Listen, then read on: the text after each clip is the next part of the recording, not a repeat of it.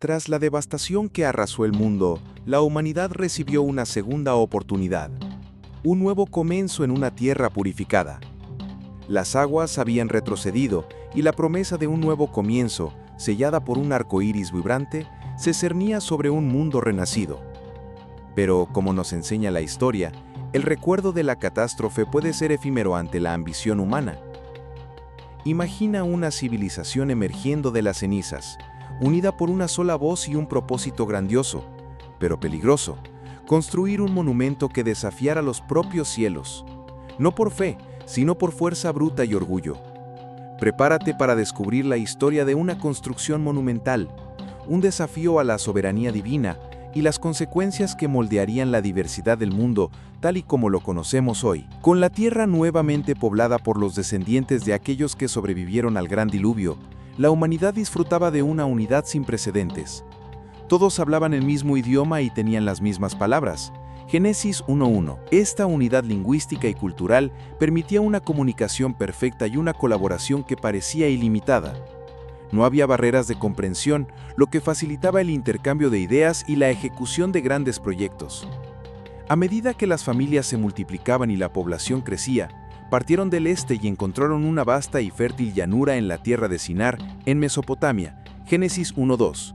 Allí, las condiciones eran ideales para el florecimiento de una nueva civilización: suelo fértil para la agricultura, ríos para el riego y el transporte, y una vasta extensión de tierra llana que invitaba a la construcción. Era un lugar donde el recuerdo del pasado, de la catástrofe del diluvio, podía ser fácilmente oscurecido por la visión de un futuro grandioso, construido por las propias manos humanas. La prosperidad y la ausencia de desafíos externos fomentaron un sentido de autosuficiencia y poder, que irónicamente se convertiría en la semilla de su propia desunión. El sueño de gloria y el desafío a los cielos.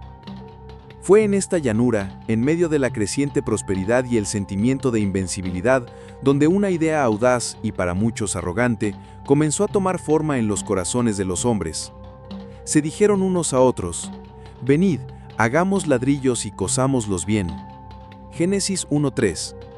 Se trataba de una innovación tecnológica significativa para la época, ya que permitía construcciones más duraderas e imponentes que las tradicionales de piedra y mortero. Con esta nueva capacidad, se propusieron un proyecto que desafiaba no solo los límites de la ingeniería, sino la propia naturaleza y el orden divino.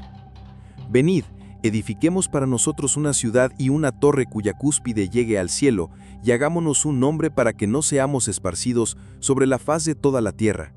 Génesis 1:4. El objetivo no era solo construir una ciudad para habitar, sino crear un monumento a la gloria humana, un punto de convergencia que les impidiera dispersarse, contraviniendo el mandato divino de llenar la tierra. Génesis 1:1. La torre, con su imponente altura, sería un símbolo de su fuerza, su unidad y su capacidad para desafiar al cielo mismo. Era una manifestación de orgullo desmedido, un intento de alcanzar la divinidad por méritos propios, sin la necesidad de un creador, una búsqueda de inmortalidad y reconocimiento que hacía eco de la antigua tentación del Edén, donde el hombre deseó ser como Dios. La torre no era solo una estructura física, era una declaración de independencia, una afrenta a la soberanía divina, un grito de autosuficiencia en un universo que no les pertenecía. La intervención inesperada y la confusión divina.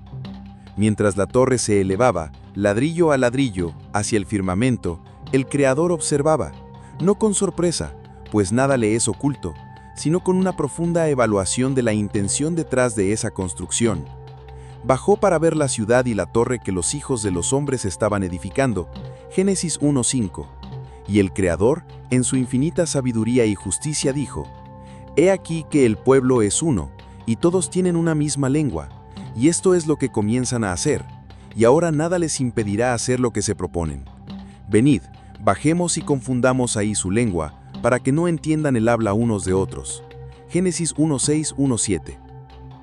Esta intervención no fue un acto de castigo arbitrario, sino una medida preventiva, un acto de amor y sabiduría para contener la arrogancia humana y garantizar que la humanidad cumpliera con el propósito original de extenderse y poblar la tierra. El Creador reconoció el potencial ilimitado de la humanidad unida, pero también el peligro de esa unidad cuando se dirige hacia la rebelión y el orgullo. La unidad, cuando se utilizaba para desafiar al Creador y buscar la gloria propia, se convertía en un obstáculo para el plan divino, un camino hacia la autodestrucción. La confusión de las lenguas fue un acto de misericordia disfrazado, que impidió que la humanidad, en su búsqueda de autonomía, llegara a un punto sin retorno en su rebelión contra su Creador. Era un freno a la arrogancia, una forma de redirigir el enfoque de la humanidad hacia la dependencia divina y el cumplimiento del propósito original. La confusión lingüística y la dispersión inevitable. Y el Creador los dispersó desde ahí por toda la faz de la tierra y dejaron de edificar la ciudad. De repente, lo que antes era una comunicación fluida y eficiente se convirtió en un caos de sonidos ininteligibles. Los constructores, antes unidos por una sola voz y un propósito común, se veían ahora en medio de una confusión de lenguas, incapaces de entenderse, de colaborar, de continuar con su grandioso proyecto. La confusión era total, las órdenes no se entendían, los planes se desbarataron, y la frustración se apoderó de todos. La torre, que antes era un símbolo de unión y poder, se convirtió en un monumento a la confusión y la frustración. La ciudad, que debía ser el centro de su gloria, fue abandonada, con sus fundamentos incompletos y sus muros silenciosos, un testimonio mudo de la ambición frustrada. Y así, la humanidad se dispersó, formando diferentes grupos lingüísticos y culturales, esparciéndose por toda la faz de la tierra, tal y como el Creador había planeado desde el principio, pero de una manera que ellos no esperaban, a través de la desunión y la incomprensión. La dispersión no fue solo geográfica, pero también cultural y social, dando origen al rico mosaico de pueblos y lenguas que conocemos hoy en día. El legado de Babel, diversidad y humildad. La ciudad se llamó Babel, porque ahí el Creador confundió el lenguaje de toda la tierra. La historia de la Torre de Babel no es solo un relato sobre el origen de las diferentes lenguas, sino un poderoso recordatorio de la fragilidad de la ambición humana cuando se enfrenta a la soberanía divina. Es una narración sobre la importancia de la humildad, la obediencia y el reconocimiento de que la verdadera grandeza no reside en desafiar al Creador, sino en vivir en armonía con sus propósitos. La diversidad lingüística y cultural que vemos hoy en día en el mundo es un eco lejano de aquel acontecimiento, un testimonio de las consecuencias de una elección que buscó gloria propia en detrimento de la gloria divina. Es un recordatorio de que la unidad sin un propósito mayor puede llevar a la ruina, y que la verdadera fuerza reside en la aceptación de nuestra dependencia del Creador. La lección de Babel es atemporal. La búsqueda del poder y la gloria sin la debida reverencia al Creador es un camino hacia la fragmentación y la desunión.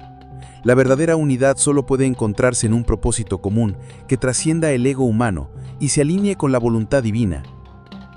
¿Qué nos enseña la Torre de Babel sobre los límites de nuestra propia capacidad y la importancia de un propósito mayor que nosotros mismos?